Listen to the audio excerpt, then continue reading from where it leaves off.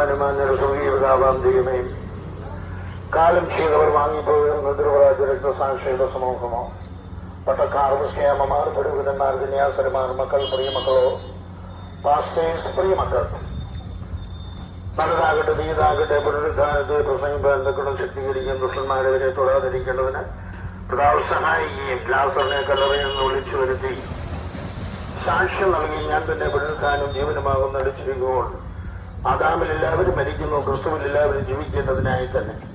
ജീവനോടിരിക്കുന്നവർ മരിക്കും, മരിച്ചവരോ ഒന്നും അറിയുന്നില്ല. ഇയാൽ മൃഗവും മൃഗാധിപന്മാരുമോ ഇതിനായിട്ടല്ലോ മരിച്ചവരോട് സുവിശേഷം അറിയിച്ചിരിക്കുന്നു.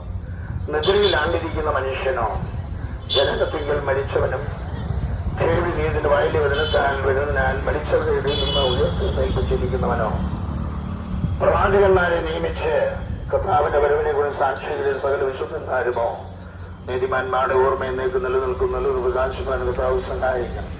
ദേശത്തെയും ദേശവാസികളും ജാതി മതങ്ങൾക്ക് അതീതമായി ദേശത്തിലെ സകല വ്യാപാരികളും വാഹന ഗതാഗതങ്ങൾക്ക് എന്നും ധരിക്കണം.